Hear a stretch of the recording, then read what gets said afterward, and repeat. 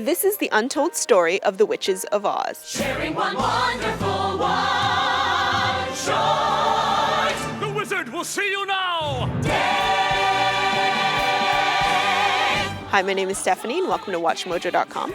And today we'll be learning more about the musical known as Wicked. Popular, I'll help you be popular. So if you could describe Wicked in one word, what would it be? Wicked in one word. Wicked? So let's start, because you've got an awfully long way to go. It's about these two girls and how they become the Wicked Witch of the West and Glinda the Good Witch, and their friendship, and then what happens to make the story of the Wizard of Oz.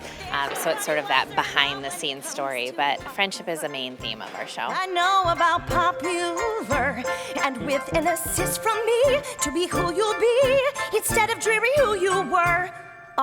Why do you think the show has resonated with critics and fans? You know, I think that it's something that people identify with. Elphaba, the Green Witch, is judged based on the color of her skin being green. Being green, everyone can identify with being green, and you sort of take it on as your own story in some ways, or how you felt when you were in high school, or how you feel at work. You sort of think you're going to see a big, fluffy musical, and it has this amazing heart to it. Who can say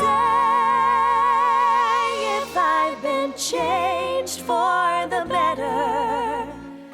I do believe I have been changed for the better. So I know that the musical is based on a book. I was wondering how that relates to the movie, the classic movie that we all love. Gregory Maguire, who wrote the book, he's written a number of books based on classic stories and fairy tales that people are familiar with and sort of twisted them. His book is much darker than the musical. The Wizard of Oz was originally a very political book, and he based his book off of the book version more so than the movie version. We took his book and we, fluffed it up a little. Dancing to life, mindless and careless. Make sure you're where less trouble is. His book, it's taking those moments that you're so familiar with, ruby slippers and flying monkeys and things like that, and twisting them around. And so it's really clever how that's done. But at the same time, you can enjoy it if you're not a huge Wizard of Oz fan, or it doesn't, it's not just for the, it's still a great story no matter where you put it and how you do it. Dancing through life, down at the Oz dust, if only because dust is what we come to. Can you tell me about some of the art forms that are featured in the show? There's lots of lighting, sound, music. The costumes have huge amounts of detail to them, and they're quite spectacular. They won the Tony Award.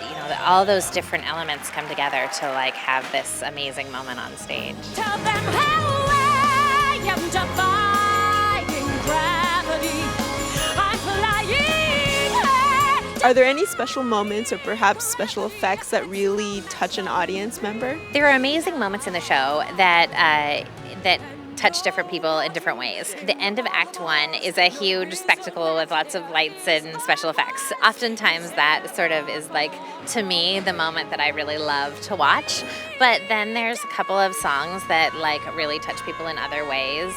There's moments where you'll catch a day where you're having a bad day and they're singing a song and you're like, oh my gosh, and you're like, wait a minute, I hear this every day and I still get these, emotional reactions to it.